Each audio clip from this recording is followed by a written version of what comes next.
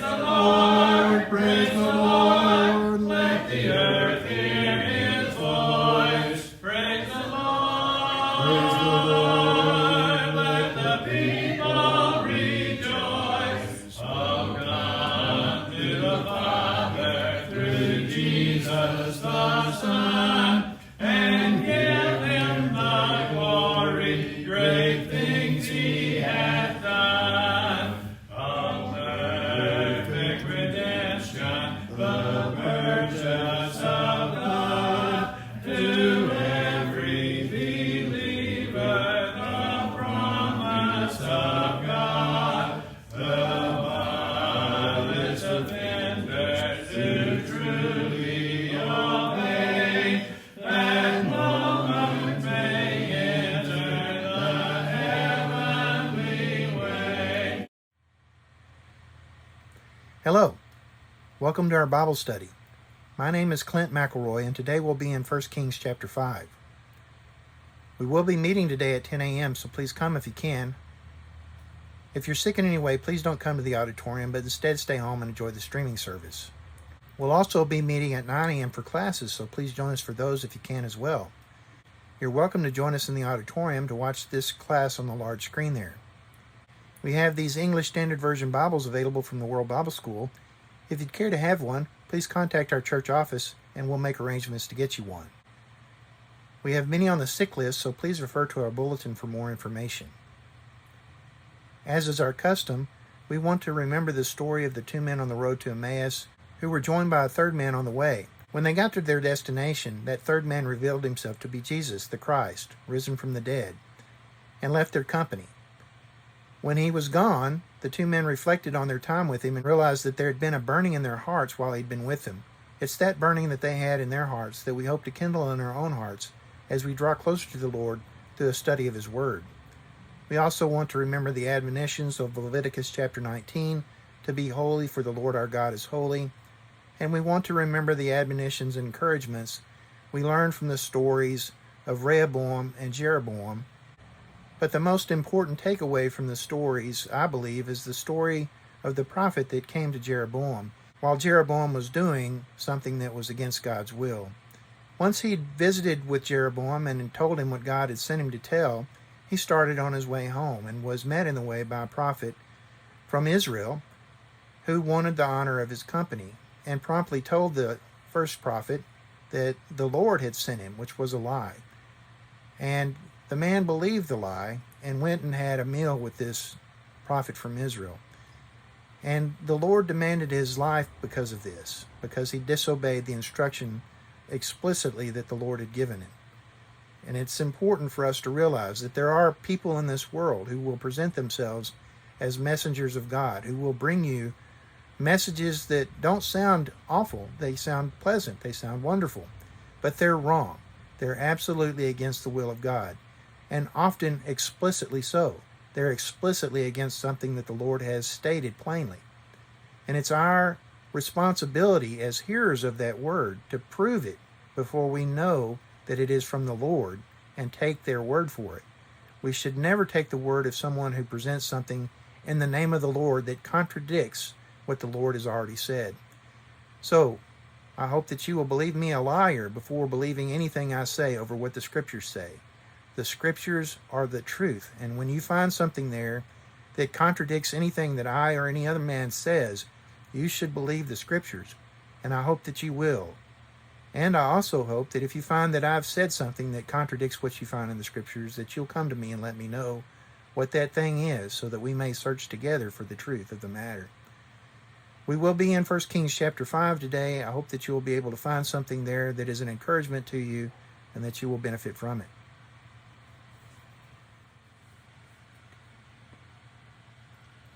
1 Kings chapter 5 from the English Standard Version.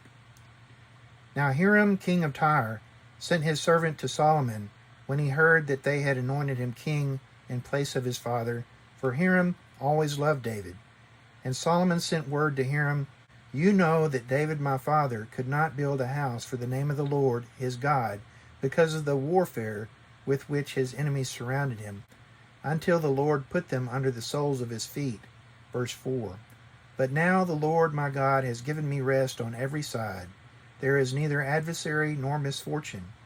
And so I intend to build a house for the name of the Lord my God, as the Lord said to David my father, Your son, whom I will set on your throne in your place, shall build the house for my name.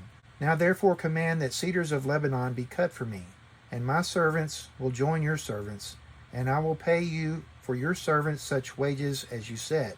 For you know that there is no one among us who knows how to cut timber like the Sidonians. Verse 7. As soon as Hiram heard the words of Solomon, he rejoiced greatly, and said, Blessed be the Lord this day, who has given to David a wise son to be over this great people. And Hiram sent to Solomon, saying, I have heard the message that you have sent to me. I am ready to do all you desire in the matter of cedar and cypress timber. Verse 9. My servants shall bring it down to the sea from Lebanon, and I will make it into rafts to go by sea to the place you direct. And I will have them broken up there, and you shall receive it, and you shall meet my wishes by providing food for my household. So Hiram supplied Solomon with all the timber of cedar and cypress that he desired, while Solomon gave Hiram 20,000 cores of wheat as food for his household, and 20,000 cores of beaten oil. Solomon gave this to Hiram year by year. And the Lord gave Solomon wisdom as he promised him, and there was peace between Hiram and Solomon, and the two of them made a treaty. Verse 13. King Solomon drafted forced labor out of all Israel, and the draft numbered 30,000 men. And he sent them to Lebanon, 10,000 a month in shifts. They would be a month in Lebanon and 2 months at home. Adoniram was in charge of the draft. Solomon also had 70,000 burden bearers and 80,000 stonecutters in the hill country, besides Solomon's 1,300 chief officers who were over the work, who had charge of the people who carried on the work. At the king's command, they quarried out great, costly stones in order to lay the foundation of the house with dressed stones.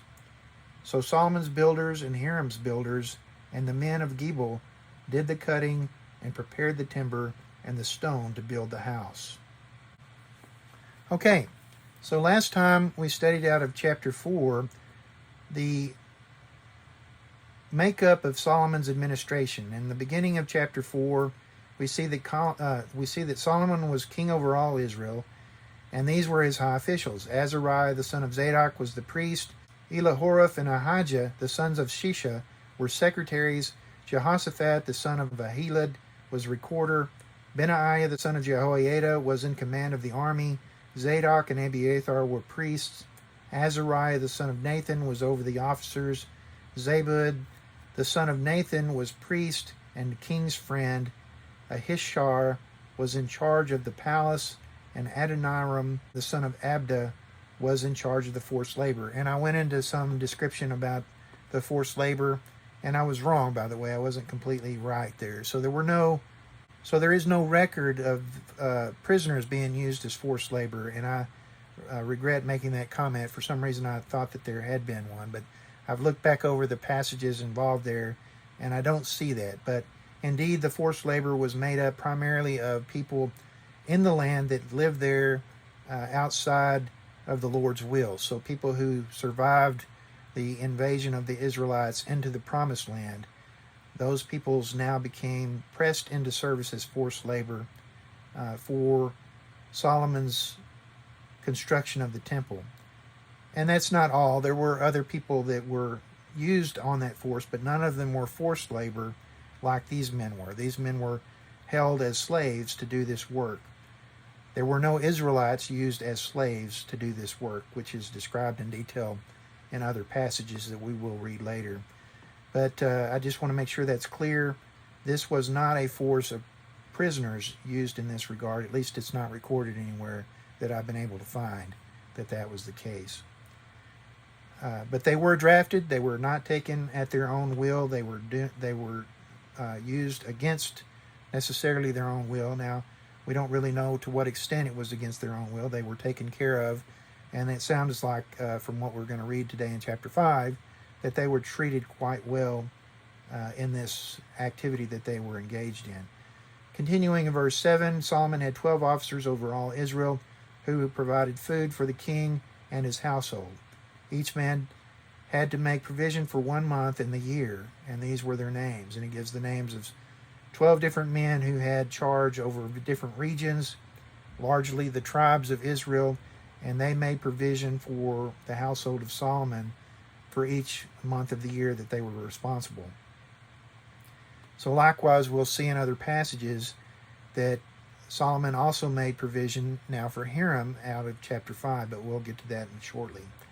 So this was how Solomon's household and administration was taken care of.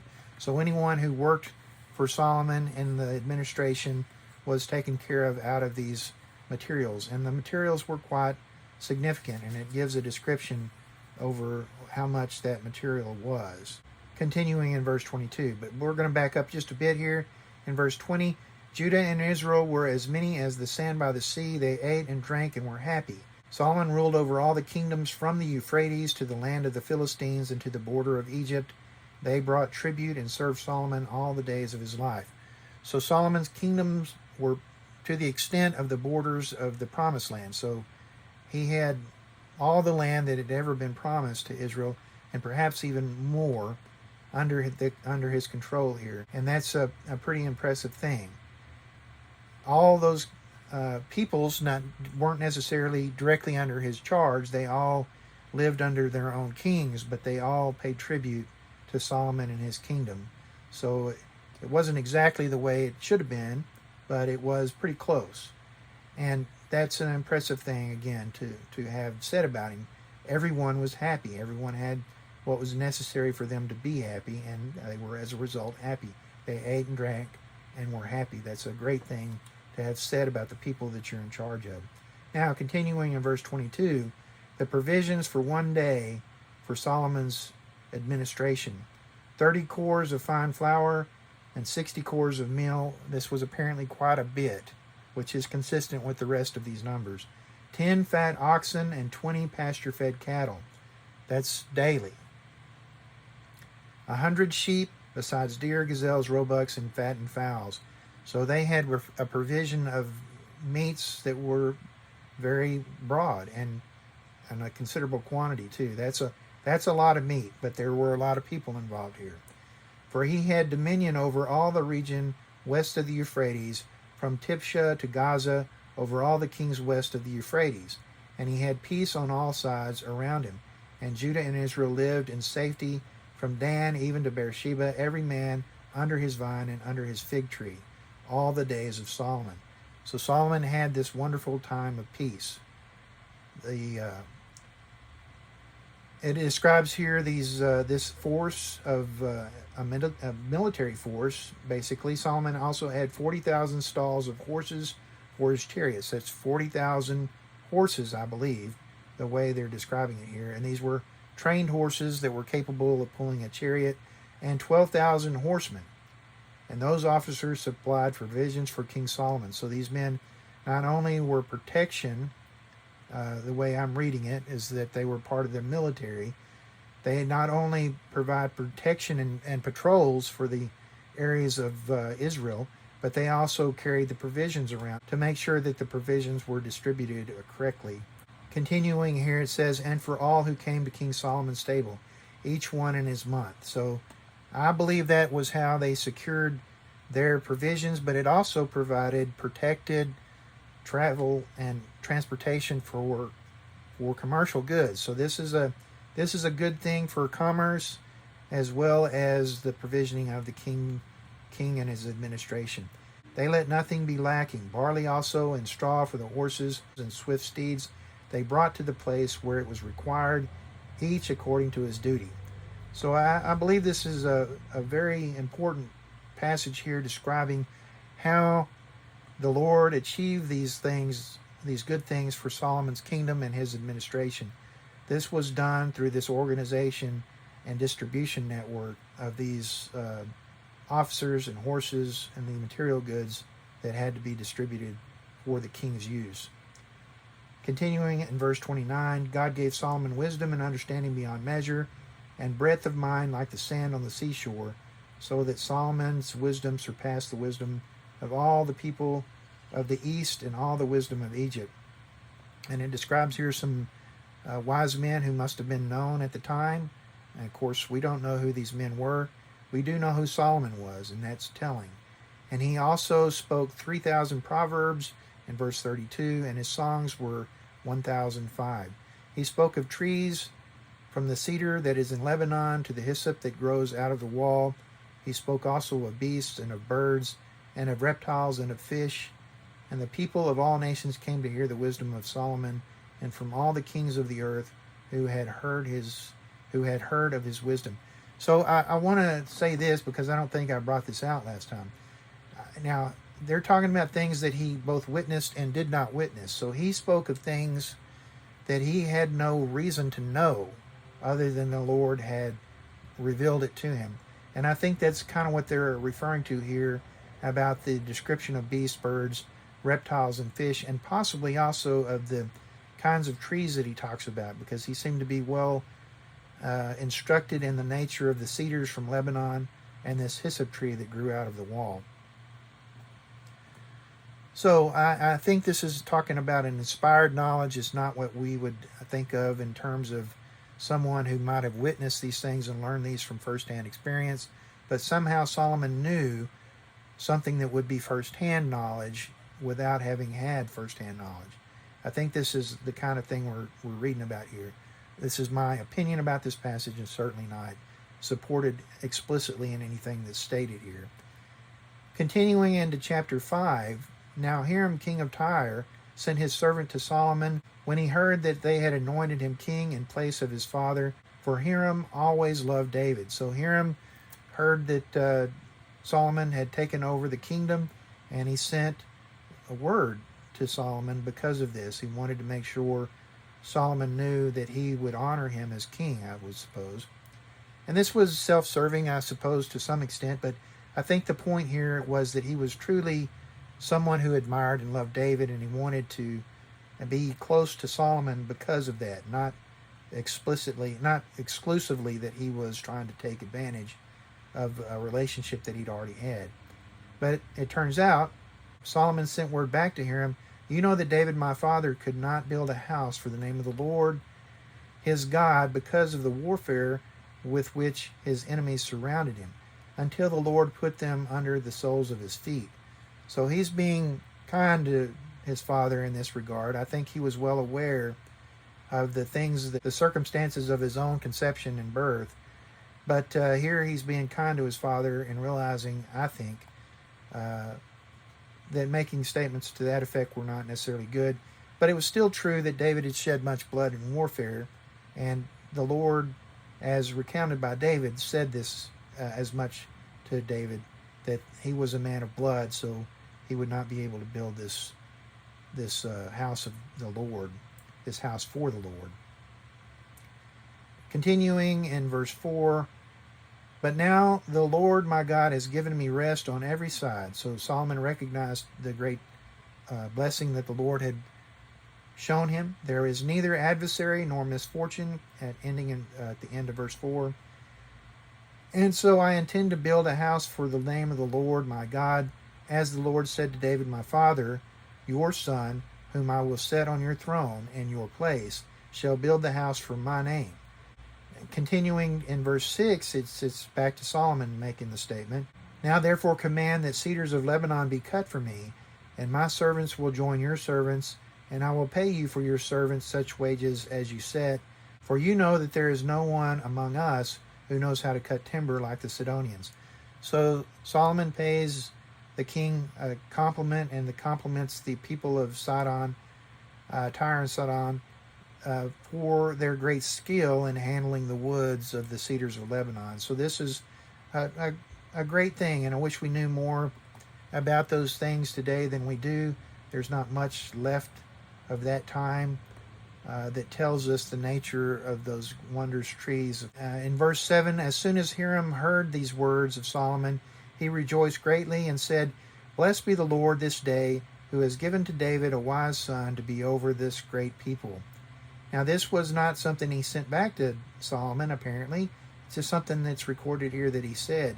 So the how this was known to the writer, I don't know exactly. It's not clear. But it does continue, "And Hiram sent to Solomon, saying, I have heard the message that you have sent to me. I am ready to do all you desire in the matter of cedar and cypress timber. My servants shall bring it down to the sea from Lebanon, and I will make it into rafts to go by sea to the place you direct. So the idea here is that they would cut the timbers and take them directly to the sea, the Mediterranean Sea, where they would build rafts out of the wood and put the wood on those rafts and float it down the coast to a place where Solomon would specify. The details, more details are actually in the Chronicles, and we'll read about those in an upcoming lesson that will catch us up on the Chronicles. And I will have them broken up the rafts, and you shall receive it. And you shall meet my wishes by providing food for my household. So Hiram supplied Solomon with all the timber of cedar and cypress that he desired, in verse 10, while Solomon gave Hiram 20,000 cores of wheat as food for his household and 20,000 cores of beaten oil. So Solomon had provision for one day of 30 cores of fine flour, we saw in chapter 4, verse 22. So Solomon's provision of flour was that, 30 cores. 30 cores times 30 days, which would be a month, would be 900 cores of fine flour a month, were consumed by Solomon's administration. So the annual consumption of Solomon's house, or Solomon's administration, was 10,800, if we do those maths loosely in our head. So Solomon's household was taking almost half of that in fine flour. How wheat would be compared to fine flour is, I don't know that answer, but it's interesting here that Hiram had this much more wheat than Solomon had flour for his administration on an annual basis. So that's worthy of some consideration. And again, the numbers there are different in Chronicles slightly. There's more material described in Chronicles than there are here in 1 Kings. And the Lord gave Solomon wisdom as he promised him, and there was peace between Hiram and Solomon, and the two of them made a treaty. Continuing in verse 13, King Solomon drafted forced labor out of all Israel, and the draft numbered 30,000 men. And he sent them to Lebanon, 10,000 a month in shifts. They would be a month in Lebanon and 2 months at home. So that's what I was talking about. That's a pretty good gig where you work at a destination for a month and then you got 2 months off back home. Now, you're still working when you're home, but you're not away from your family. You're not doing the kind of labor that you would have done the month that you were in at the workplace. So that's not the worst deal in the world, especially since they were forced into the deal. Adoniram was in charge of the draft, which we read about in chapter 4. Solomon also had 70,000 burden bearers and 80,000 stone cutters in the hill country. Now, we don't know who these people were, but these were apparently not the forced labor necessarily that had gone to work with the King Hiram and his laborers in Lebanon. Besides Solomon's 3,300 chief officers who were over the work, who had charge of the people who carried on the work. Now, again, having briefly read the material out of Chronicles, these men were described there, I believe, as Israelites, but here it would indicate, and another place it would indicate, that these men were of the forced labor force. So there were a certain number of the forced labor who were set over. And it could have been both. There could have been a number of chief officers among the forced labor, and there could have been Israelites who were placed in charge of them. So there's no conflict there necessarily. So we just point out that there is a disparity in the way it's recounted. At the king's command, they quarried out great, costly stones in order to lay the foundation of the house with dressed stones. So Solomon's builders and Hiram's builders and the men of Gebal did the cutting and prepared the timber and the stone to build the house. And this is not the end of this. We're going to hear more about these details even in 1 Kings. But this is the beginning. They're describing the beginning of the construction of the temple.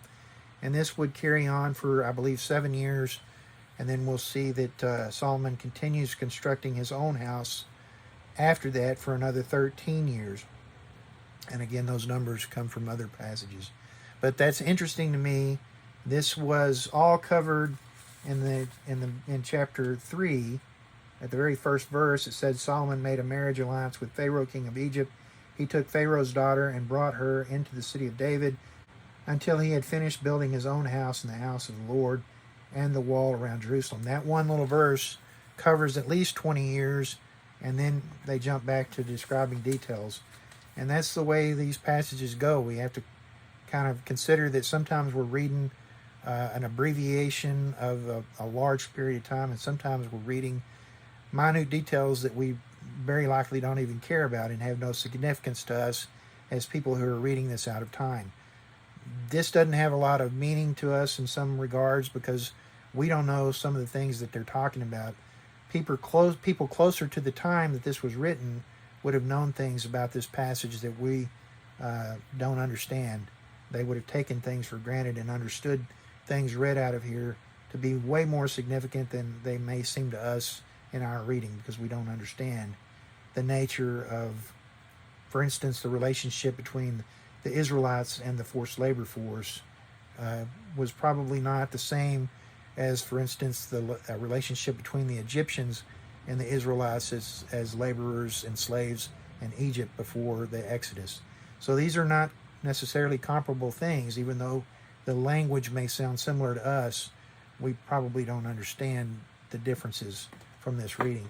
Having said that, it's interesting to see the cooperation that Solomon had with King Hiram.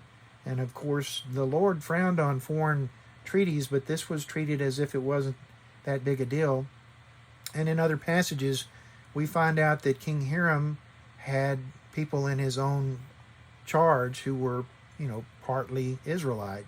They had intermixed people in their charge, and some of these people were sent back to Solomon to be part of his workforce and worked on the temple and the construction of the temple. And that's all kind of interesting given the nature of the commands that the Lord had given Israel in regards to foreigners and how they were not to be partners with foreigners. But this was not treated as a violation of the law, which is interesting. It doesn't seem to be counted here as something that Solomon did incorrectly. Now, Solomon did do some things incorrectly. I would add this. I've been reading out of Luke in my personal reading, and it's interesting to see there that the genealogy recounted by Luke goes through Nathan, the son of David, rather than Solomon, while the genealogy out of Matthew goes through Solomon. Of course, we count this to be an accounting of the way that the Greeks looked at genealogies as opposed to the way the Jews looked to genealogy. One was through the father and the other was through the maternal line. And I believe Luke's is the one that's through the maternal line. I don't believe me on that, but I'm just off the top of my head, I think that's what it is. But it is interesting that this is a disparity, and here we have Solomon's rule that will end in unfavorable conditions with the Lord. All through this time, he's apparently faithful to the Lord. He has not done anything to upset the Lord, but we'll see that comes to an end very abruptly and in a bad way. And this results in the division of the kingdom under Rehoboam and Jeroboam that we will again study when the time comes. I hope you found a word of encouragement in today's lesson. It's all very interesting to me. I know some of this may be dry to other folks, and that's okay. And not everything's of absolute interest to everybody. But here we have this execution begin of the construction of the temple, which was a great and wondrous thing. And it is quite different from the way that I remember even the last time studying this. There are some significant differences the way it's described, and we'll read that going forward in some of the other chapters, Lord willing. We will be meeting today at 10 a.m., so please join us if you can. If you're sick in any way, please don't come to the auditorium, but instead stay home and enjoy the streaming service. God bless. Have a great week.